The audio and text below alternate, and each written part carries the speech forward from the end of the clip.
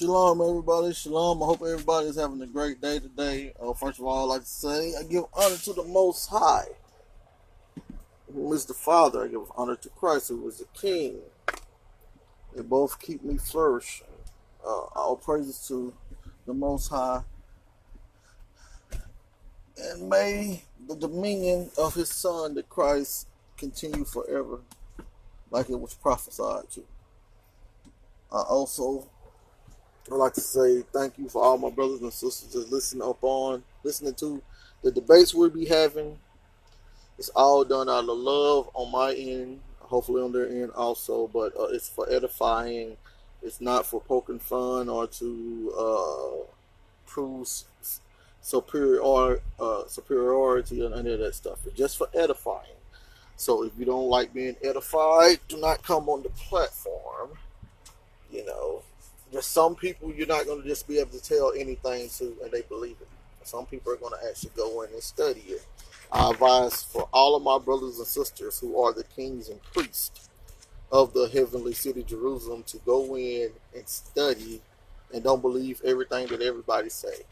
Go in and study for yourself. So today I want to continue on the topics that I was hitting on dealing with Josephus and the time of the end. All right, so now we know what the foundation is. Let's hit the foundation one more time. The foundation will be Daniel, the 7th chapter.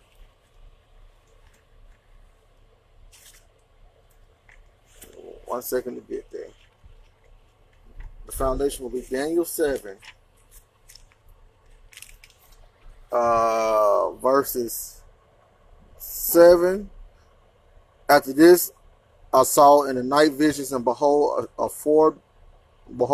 fourth beast, dreadful and terrible, strong exceedingly, and it had great iron teeth.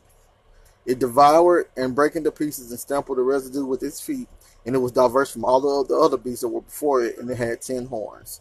So we have this Rome right there, in verse 10, a fiery stream issued and came forth from before him, thousands ministered unto him, and 10,000 times 10,000 stood before him.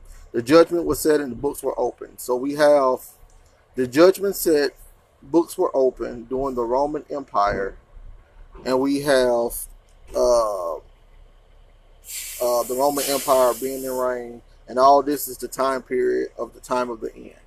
So within the time of the end, which was during the Roman Empire, a lot of stuff had to come to be fulfilled. All the vengeance of the Most High had to come to be fulfilled during the fourth beast of the Roman Empire. Daniel's 70 weeks had to come into being fulfilled during the fourth beast of the Roman Empire. Zechariah had to come and be fulfilled. Ezekiel had to come and be fulfilled. Jeremiah, the prophecies that was not fulfilled had to be fulfilled during that.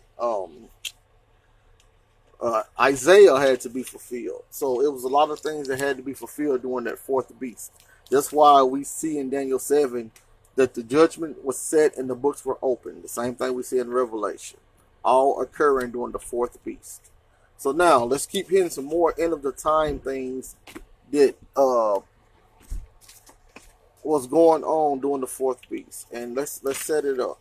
Mark 13 and we can start at 2, and I'm going to read, just skip around. Well, I'm going to start at 1 through 3. And as he went out of the temple, one of his disciples came unto him, Master, see what manner of stones and what buildings are here. And Jesus answered, said unto him, Seest thou these great buildings? There shall not be left one stone upon another that shall not be thrown down. And as he sat upon the Mount of Olives over against the temple, Peter and James and John and Andrew asked him privately, Tell us, when shall these things be, and what shall be the sign when all of these things shall be fulfilled? So he go down and give them all of the signs to look for when all of this must be fulfilled. Verse 10, and the gospel must first be published among all nations before the destruction of the temple happened. This is the same parallel thing to Matthew 24. So once you got time, go into Matthew 24 and Luke 17 and 21 to find out everything that was asked and what he's answering. Verse 14, we got the abomination of desolation. Them fleeing into the mountains. Uh, verse 19, we got the affliction or the tribulation period. Verse 22, we got the false Christ. And we're just walking down all of the things that had to be fulfilled by the destruction of the temple in 70 AD, which we're in the Roman rulership right now, which is the fourth beast. We got the stars falling from heaven, verse 26. Then we got the Son of Man coming in the clouds with power and great glory. So that's Christ's second coming. And then we got verse 30. Verse 30. Verily I say unto you, this generation shall not pass till all these things be fulfilled. So we got verse 30 when he's saying that everything that was stated from Mark 1 through Mark 30 will be fulfilled in that generation, which is the generation of the disciples.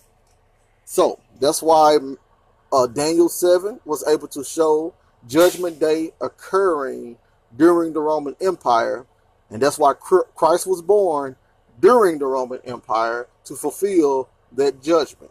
So Christ let it be known that his second coming was going to be that generation, which is the same generation under the Roman Empire. So Daniel 7 and Christ's prophecy go hand in hand. That's why Christ pulled to him and said, once you see the abomination of desolation spoken of by Daniel, he was making the connection. Y'all go back to Daniel so you can understand what's going on.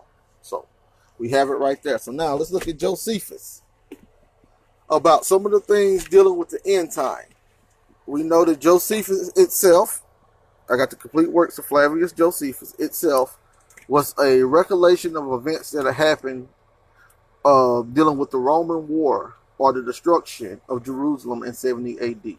It takes it from 66 to 70 AD. So now I want to look at some of the signs that were going on.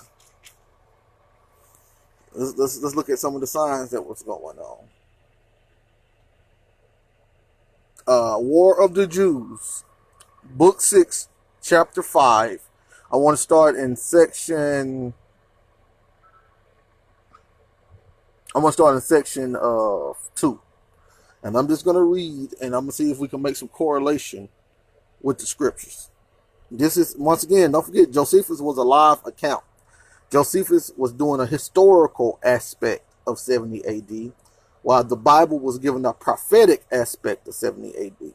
So we should see some correlations between the history and the prophecy if one is to believe the prophecy. We got to see the prophecy being played out.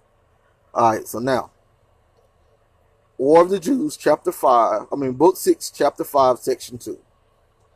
A false prophet was the occasion of these people's destruction, who made a public proclamation in the city that very day that God commanded them to get up and to get up upon the temple, and that there they should receive miraculous signs of their deliverance. The same thing people are trying to tell y'all today. Just wait, Christ is going to come and deliver y'all. They take it all the way out of its historical context and not understanding that they're reading something that was prophesied to happen in the first century. They just want it to be about our generation, which it will not work out if you believe in the Bible. But that's your choice and your studying that you have to do. I'm just going to bring out what I see. So Matthew 24. Now, what was Matthew 24? The three questions was, tell us when shall these things be? What should be the sign of your coming and of the end of the age? So now, what was one of the signs? Let me see here.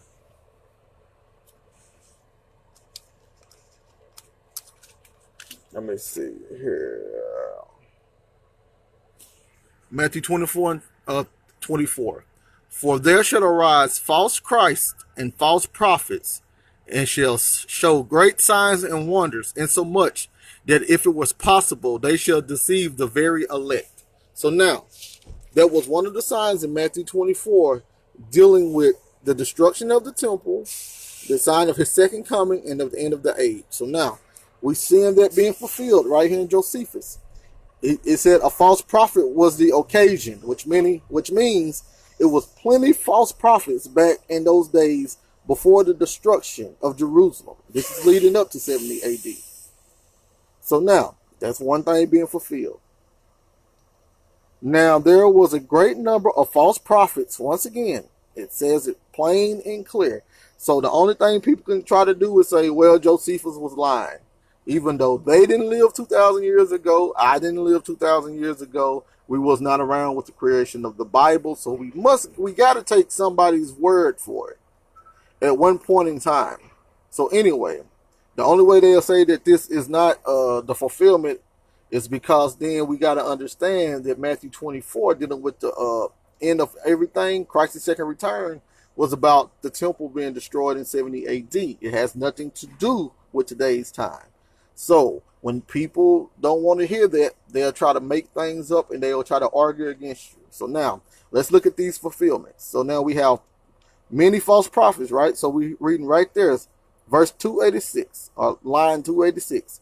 Now there was a great number of false prophets suborned by the tyrants to oppose that they should wait for deliverance from God, and this was in order to keep them from deserting, and that they might be buoyed up above fear and care by such hopes.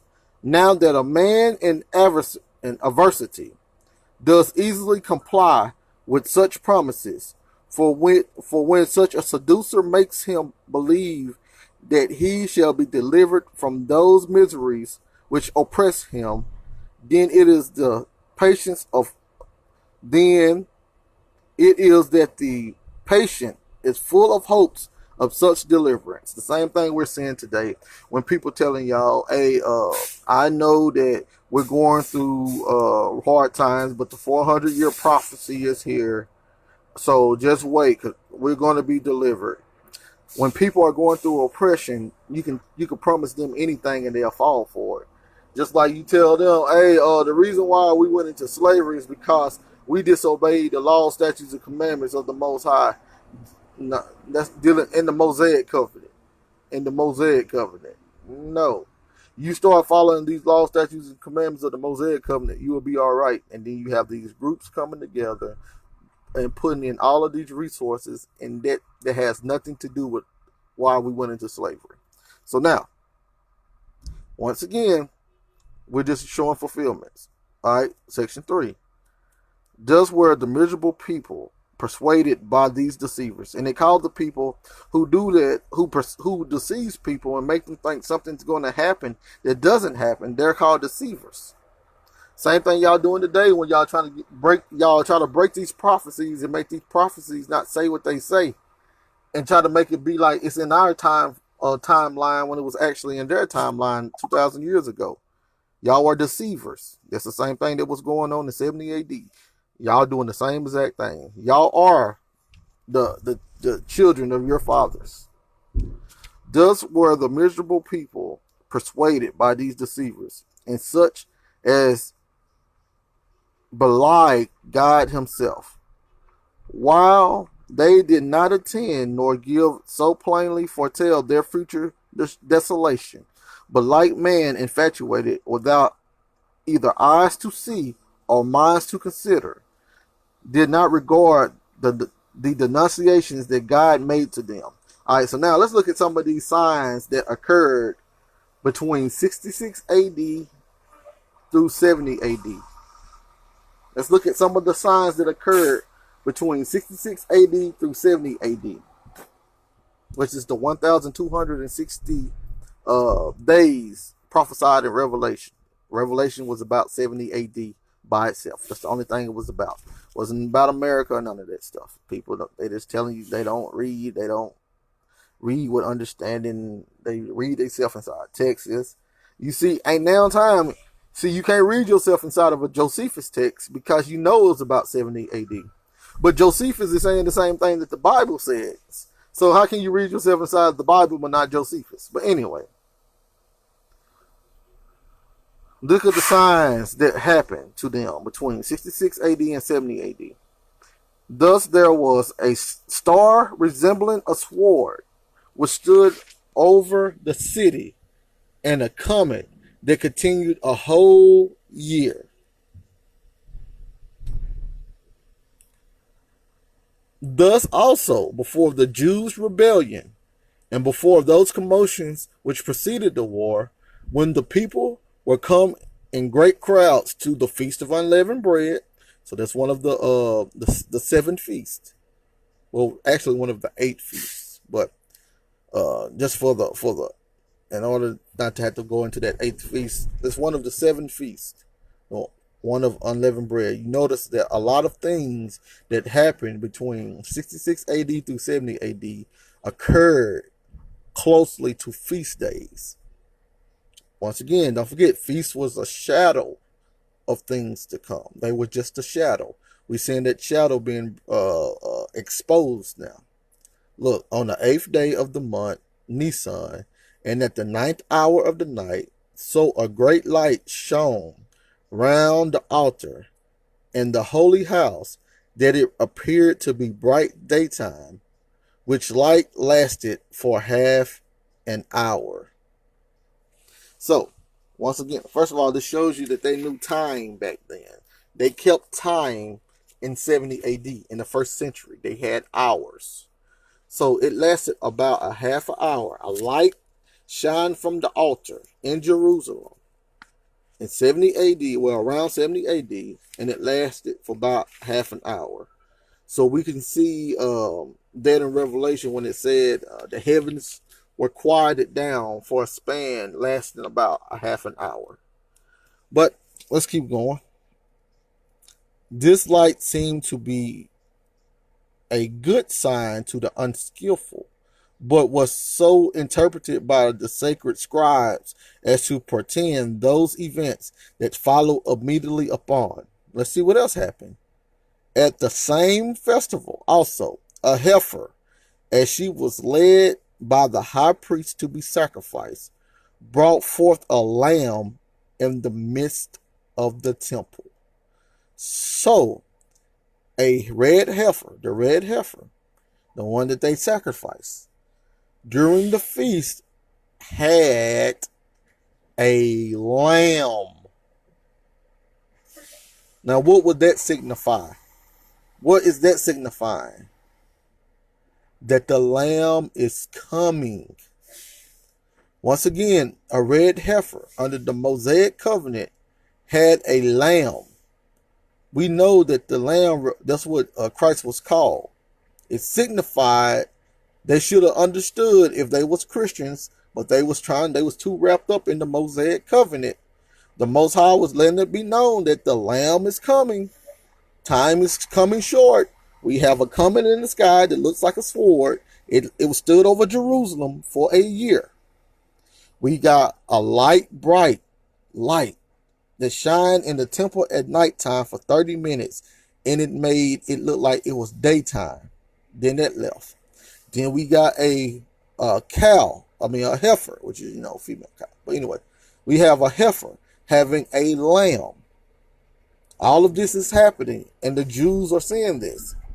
Moreover, the eastern gate of the inner court temple, which was of brass and vastly heavy, and had been with difficulty shut by 20 men, and rested upon a basis armed with iron, and had bolts fastened very deep into the firm floor, which was there made of one entire stone. So in other words, it took 20 men to open and close this door. Was seen to be open of its own accord about the 6th hour of the night. Now those that kept watch in the temple came hereupon, running to the captain of the temple. Once again, there was captains in the temples. You remember in Revelation, the chief captains, and all of them are going to hide in the dens. Who are these captains? These are Israelites. But anyway, the captain of the temple, and told him of it, whom then came up thither, and not without great difficulty was able to shut the gate again. So they all want to shut the gate again. This also appeared to be to the vulgar to be a happy prodigy, as if God did thereby open them the gate of happiness. But the men of learning understood it, that the security of their holy house was dissolved of its own accord, and that the gate was open for the advantage of their enemies. So now you have two people going on inside of Jerusalem right now. You have everybody is looking at these signs, but you have the unwise that's saying that these are great signs and this is a happy time. And then you got the skilled and learned saying, oh no, these are treacherous time. The end is finna occur. The bad things is finna go down. Don't you think that these learned men, they knew the prophecies of Daniel? Don't you think they knew the prophecy of Malachi? They knew the prophecy of Zechariah? Don't you think they knew the prophecies of these guys? That's how they was able to look at these signs and say, these are very bad signs. Even now, the Most High has left the temple. Well, let's keep going on. So these publicly declared with this signal foreshadowed the desolation that was coming upon them. Once again, what did Christ say in Matthew 24? And Jesus went out of and departed from the temple, and his disciples came for him to show him the buildings of the temple. And Jesus said unto them, see ye not all these things? Verily I say unto you, there shall not be left here one stone upon another that shall not be thrown down. So they understood that something was finna happen. This is what we're reading in the War of the Jews by Josephus.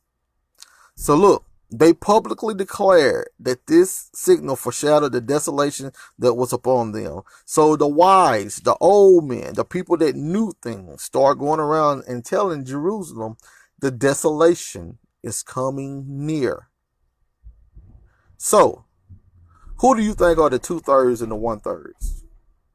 Will the 1/3 be the ones that listen to Christ? And the 2/3 are the ones that didn't listen to Christ and got destroyed? Or do you think there's something in America in our future? I'll let you think about it. A certain prodigious and incredible phenomenon appeared. I suppose the account of it would seem to be a fable, were it not related by those that saw it, and were not the events that followed it of so considerable a nature as to deserve such signals. Once again, he called them signals, but we call them signs. They're the same things. For behold, let's listen to what this sign was. For behold, sun setting, chariots and troops of soldiers in their armor were seen running about among the clouds and surrounding of cities. Once again, they saw the heavenly armies running about clouds and surrounding cities. Can we not find that in Revelation? What is that when he came with his army? Revelation 18:11.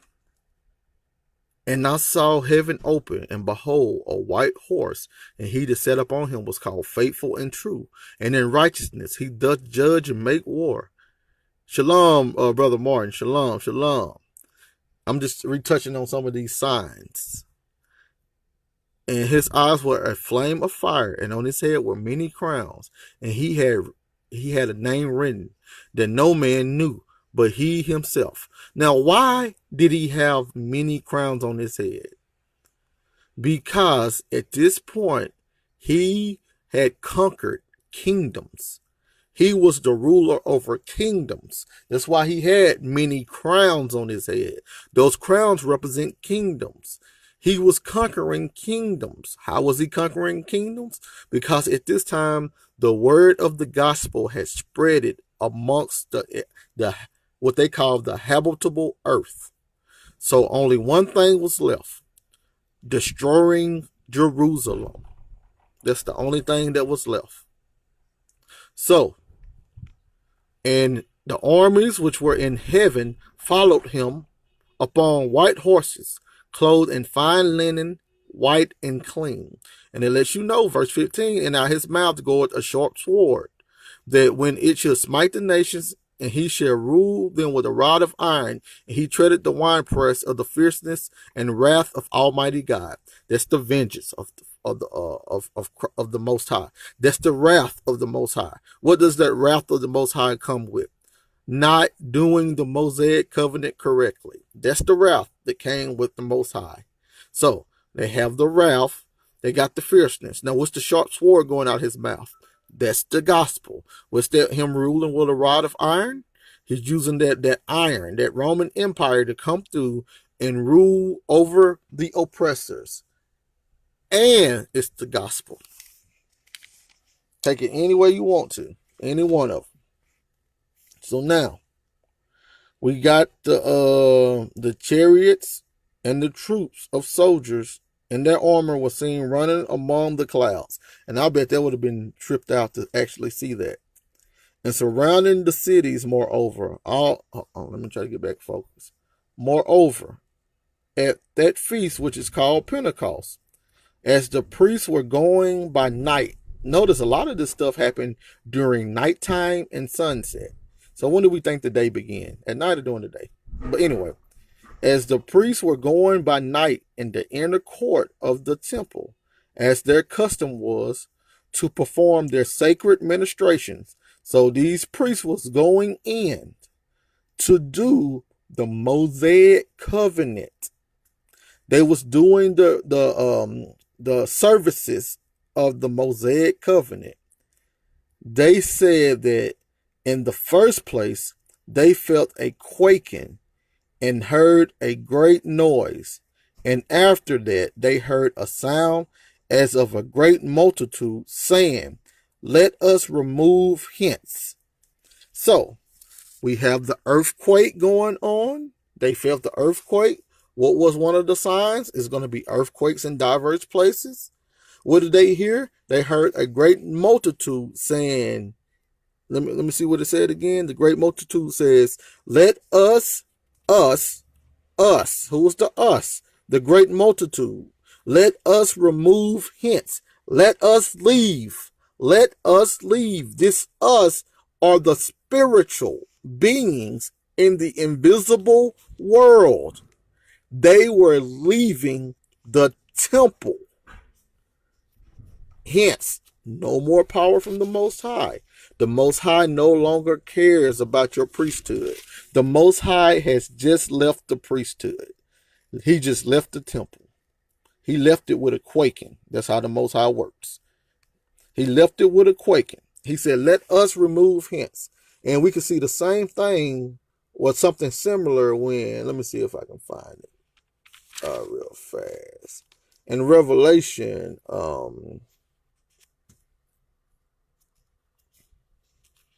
was it at about the two witnesses being killed?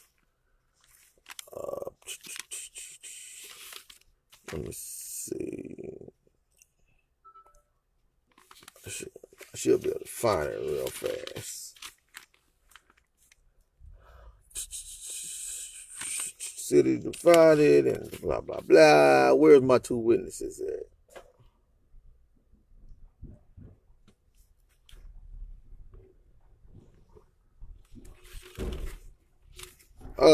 Anybody know where the two witnesses are in Revelation? I should better go. I don't want to waste too much time on it if I can't find it. I don't have a lot of time to go through this. But anyway, and the two witnesses, once the two witnesses died on that third day when they came back, it was something similar that was said as the voices that the priest heard. But I'm going to keep going because I can't find it right now. I don't want to waste time on it. So now, let's see what else happened.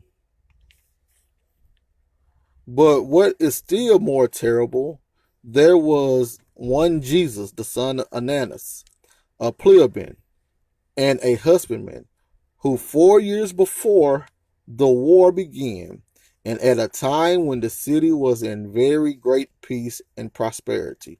So once again, can we see this again? 4 years before the Roman sacked Jerusalem in 70 AD. So this will be year 65 AD. Hold on. 70, no, sorry. That would be what? Year 66 AD. So I would say, because it was half of 66 when they started. So I'm going to say the first part of year 66, because in the middle part of year 66, that's when the war and all the stuff started occurring. So in the beginning of year 66 AD, there were great peace. Thank you, my brother. Revelation 11. Thank you, my brother. Revelation 11 and verse 12. And they heard a great voice from heaven saying unto them, Come up hither. And they ascended to the heaven in a cloud, and their enemies beheld them. When he said, let us leave hence, pretty much the same exact thing. So, yes, sir, indeed. But at this time, look, everybody was at peace and everybody was prospering. It was a time of peace, a time of prosperity. That's why it was so strange. That's why this was a great sign right here in Matthew 24. Matthew 24 and verse 6.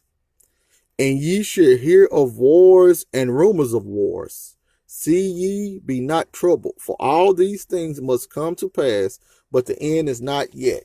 So, 4 years before the destruction, they were at peace. So could you imagine now, after having all of this peace under the Roman Empire, they was going, look, it said great peace and prosperity. So then suddenly, you start hearing of wars and rumors of wars. When you bug out, when we hear about wars and rumors of wars today in the United States, what's the first thing we say? The end of the world is coming. When we hear that 2 nations are going to war, what's the first thing we say here in America? The world is ending. That's why Christ had to let them know, once they heard it, the end is not yet, because we will be bugging out once we was going through so much peace, and then we hear about all of this trouble suddenly. We got to think, folks. These are true people in real life situations. These ain't made up of fictitious stories. These people have feelings. These people have thoughts. Let's think about that. Look, they came to that feast. Once again, another feast, wherein it is our custom for everyone to make tabernacles to God, to the God in the temple. What is that? That's the feast of booths. Booths. See, they was putting, in fact, a lot of people don't know, some of the older tradition and the Tanakh, they was actually doing the feast of booths inside of the temple. And then later on they started doing it outside in the wilderness. But began a sudden cry aloud. Look, all of a sudden, everything was cool. And this guy started crying aloud. That's all of a sudden, it seemed like something hit him. And he just started crying aloud. A voice from the east, a voice from the west, a voice from the 4 winds. Hold on, though. Who was John the Baptist? Wasn't he that voice that cried in the wilderness to prepare the way from the Lord? And then what do we have right here? We have someone doing almost the same imagery, being that voice to prepare the way for the Lord. A voice from the east, a voice from the west, a voice from the 4 winds, a voice against Jerusalem and the holy house, a voice against the bridegrooms and the brides, a voice against this whole people. This was his cry as he went about day and by night in all of the lanes of the city. However, certain of the most eminent among the populace had great indignation at this dire cry of his, and took up the man and gave him a great number of severe stripes.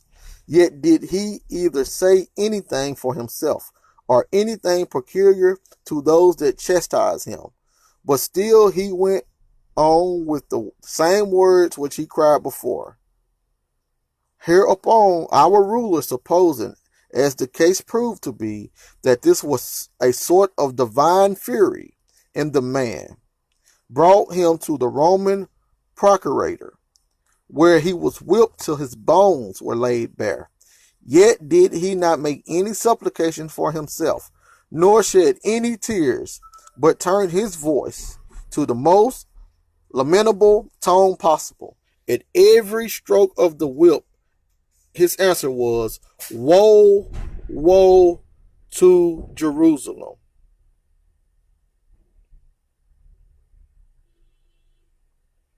Okay, my brother, this is actually page 890.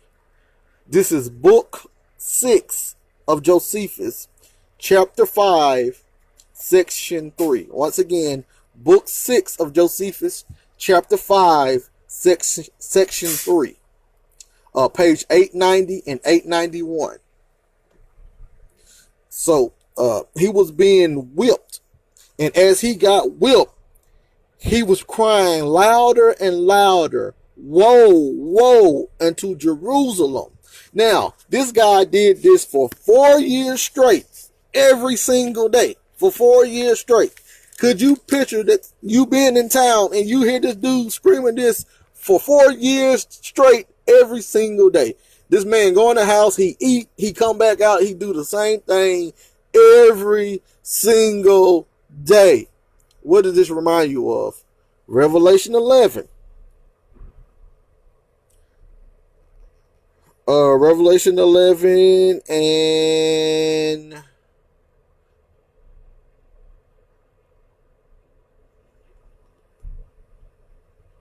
let's see. I would say around 8. What say they hold on. Revelation 11 and 10. And they that, this is after the 2 witnesses was killed. And they that dwell upon the earth shall rejoice over them and make merry, and shall send gifts one to another, because these 2 prophets tormented them that dwell on the earth. Same exact thing. But actually, Josephus actually lets you know who the 2 prophets are. But this is one of the things that goes on. It was something like this that they were doing, but they weren't doing it as like this. But can't you see that he's tormenting the people?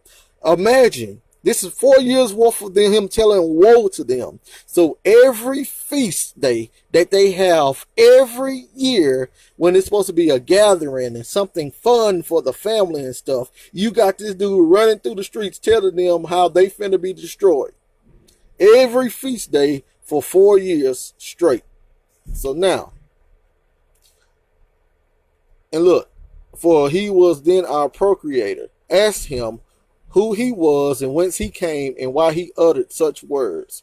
He made no manner of reply to what he said, but still did not leave off his melancholy, did he, till Albanius took him to be a madman and dismissed him.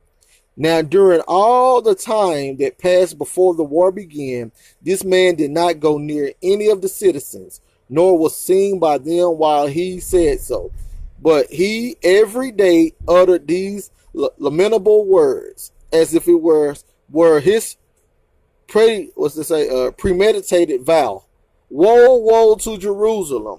So it said he ain't even walking around the city. He probably on top of houses and everything else away from people, and they can just hear his voice being echoed throughout Jerusalem.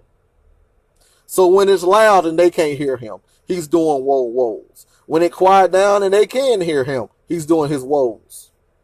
Look, nor did he give ill words to any of those that beat him every day, nor good words to those that gave him food. So he was eating, they was beating on him, but he never stopped. But this was his reply to all men, and indeed no other than a melancholy presage of what was to come. This cry of his was the loudest at the festivals, and he continued this ditty for 7 years and 5 months, without growing hoarse or being tired therewith. Okay, then, so he did this for 7 years. So we could take this back. Okay, it makes sense now. So the War of the Jews happened in 70 AD. So he actually started this in 63. End of 62 AD, beginning of 63 AD. So that makes a little bit more sense. Without growing horse. Look, he didn't even grow horse or being tired. The Most High gave this man some extra strength. He wasn't growing horse. He wasn't being tired. He was doing this for 7 years, 5 months straight. Every day. Proudly. Therewith until the very time that he saw his presage in earnest fulfilled in our siege, when it ceased. For as he was going round upon the wall, so it lets you know he was walking around the walls of Jerusalem doing this, he cried out with the utmost force, woe, woe to the city again, and to the people, and to the holy house. And just as he added at the last, woe, woe to myself also, there came a stone out of one of the engines and smote him and killed him immediately. And as he was uttering the very same presage, he gave up the ghost. So he said, woe, woe into Jerusalem, became attacked by the Romans. Now, if anyone consider these things, he will find that God takes care of mankind, and by all ways possible foreshows to our race what is for their preservation, but that men perish by those miseries which they madly and voluntarily bring upon themselves. So once again, every tragic event, the Most High shows mankind. And if mankind ignores it, that's why the Christ gave them signs to look for, to know when to flee from Jerusalem. He didn't have to give them signs, but he gave them signs so they wouldn't be destroyed. Hence your 144,000. Hence the true Christians. Hence the ones that did not get taken captive. Hence, why do we go into slavery? Or maybe the Most High gave them a sign and they overlooked it. But look though,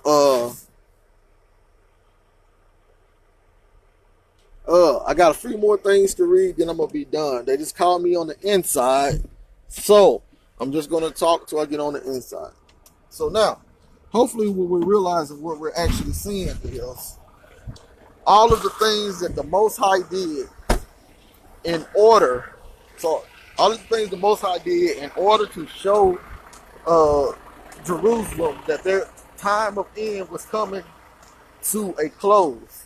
And it's very important to notice, or to note, that since that has occurred, Jerusalem itself has not been the same. This is the time period that the Bible got you up to. Something occurred celestial and something occurred terrestrial. And you can't pick and choose what you want. Yeah, that occurred and it was bad, but something worse is going to happen. We can't do that. Y'all, give me 1 sec. How you doing today?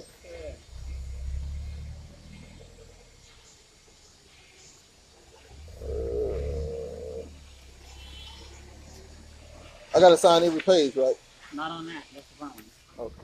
And where's my card number?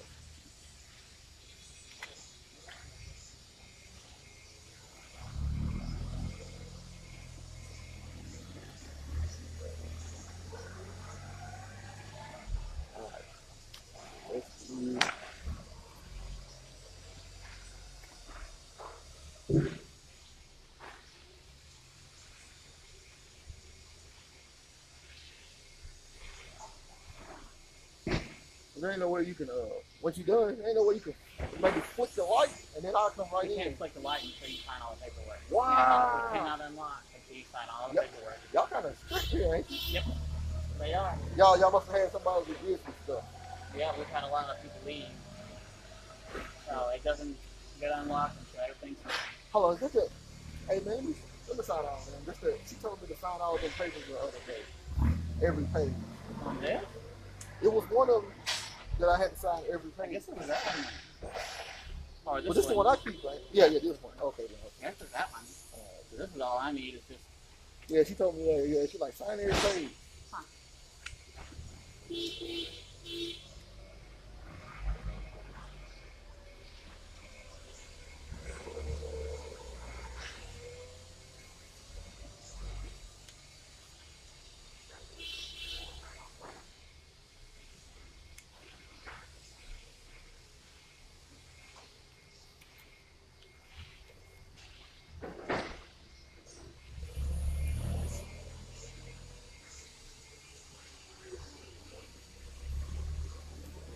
I tell you what though, can you hit the wall? Huh? Can you hit the wall? You don't get it. Yeah, I will. I can hit it. Yeah, the trailer. Oh, I thought you meant our wall. No, yeah. If you hit the trailer like 2 or 3 times, I know you're done. Yeah, I've been done for like 10, 15 minutes. Yeah. See, I'll be trying to feel for the rocking. So when I stop feeling the rocking, I'm thinking that maybe you're going somewhere else getting other stuff.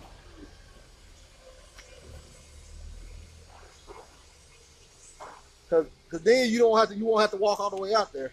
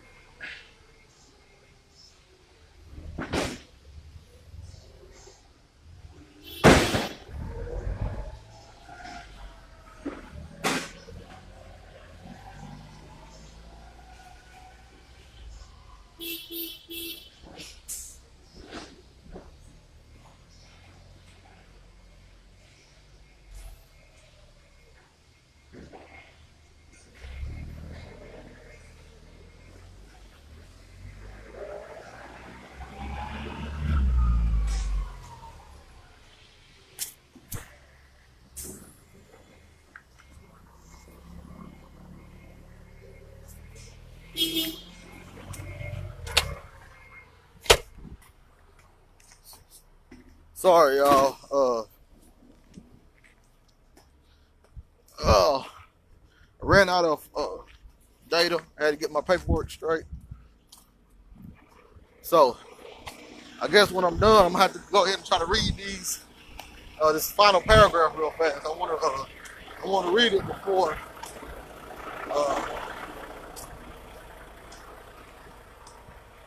I cut it off. Call it quits. So, give me 1 second. Let me move out the way.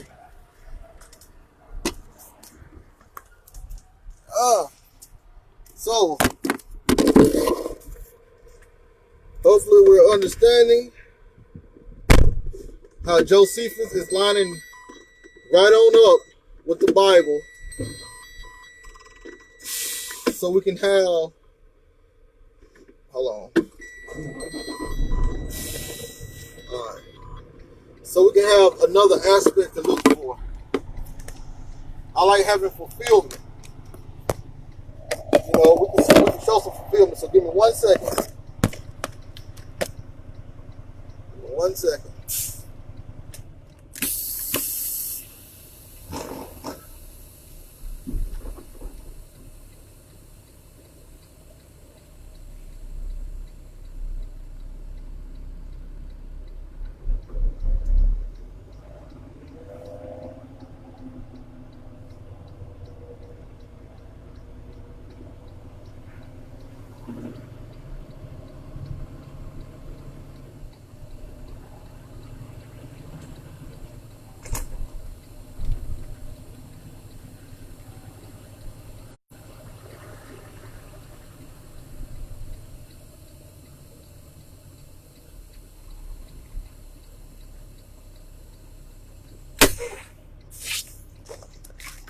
All right, y'all. Before I go real fast, I'm gonna finish up this last paragraph because I'm on the road and I can't do it if I don't fill it up. So now,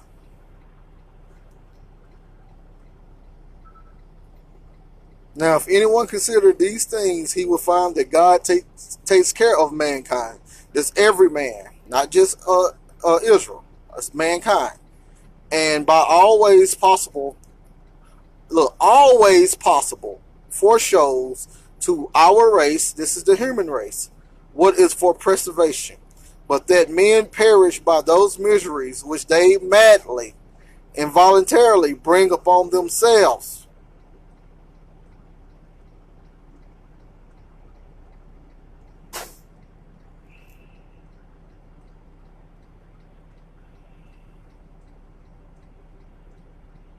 All right, come on, let's keep going. I only need about 5 more minutes. All right, I'm gonna try to hurry up because now it's trying to cut off. For the Jews, by demolishing the Tower of Antonia, had made their temple foursquare, while at the same time they had it written in their sacred oracles that then should their house be taken as well as their holy house, when once their temple should become foursquare.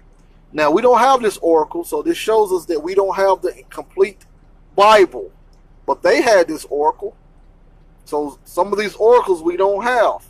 But you can get them out of Josephus to actually understand more about the time of the end. But now, what did most elevate them in undertaking this war was an ambiguous oracle that was also found in their sacred writings. Oh, okay then. So these oracles are probably like spoken oracles, and then they had oracles in their writings also. I got it. How about that time one?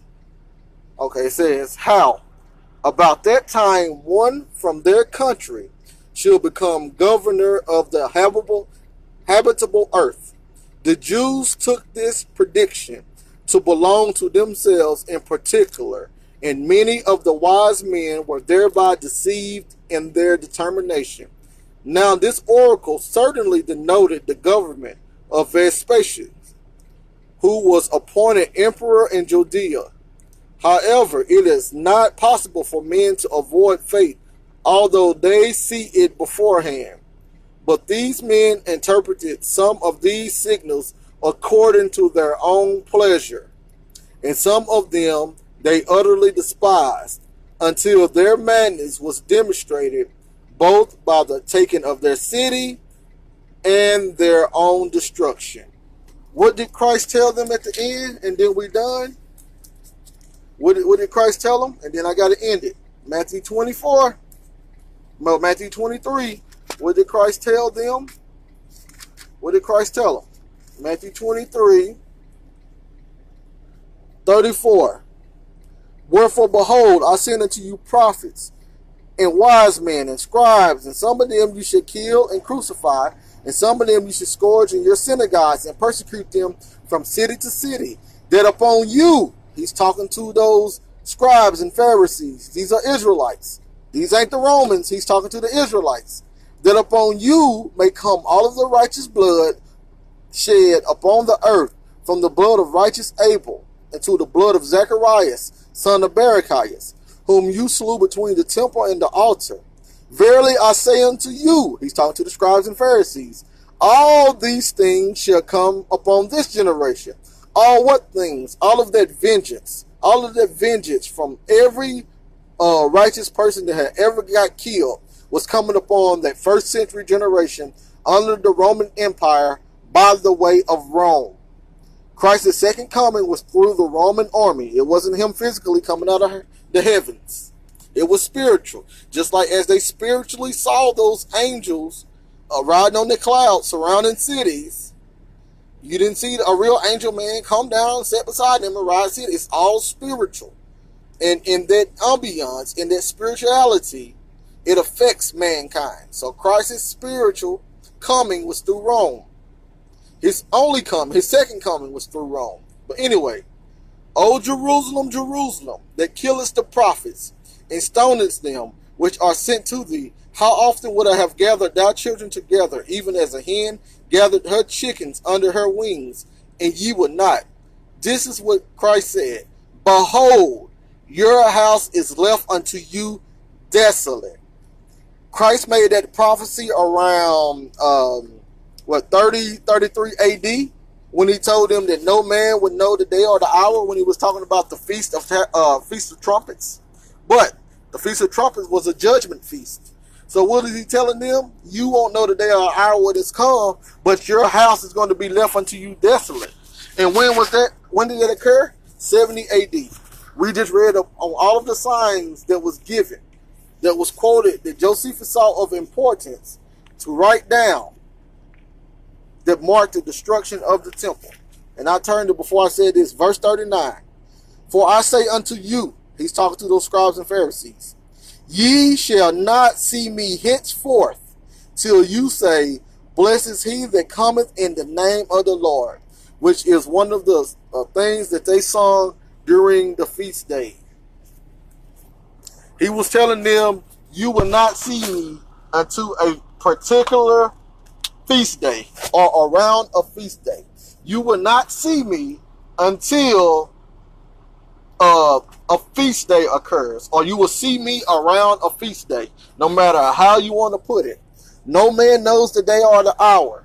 That is an idiom about the Feast of Trumpets. We see all of these things in Josephus was occurring during feast days. Christ said, "You will not see me no more until," and then he gave them something that they were singing during the feast days. So, what was Christ telling them? Destruction is going to come upon y'all, and y'all house is going to be left desolate during one of the feast days. This is how you understand the Bible. This is how you break off from doctrine that's not sound. This is how you take futurism and destroy it. This is how you let the Bible speak and teach what it says. You can have history and you can have the Bible. Hopefully that was enough for everybody. Once again, this is Elvin Israel. We have class every Monday night, 7 p.m. on the Zoom app. And I think we might change platforms. But come study with us. Come learn with us. See what we bring out. Compare it. And be amazed. I love you all. Thank you all for listening. Shalom.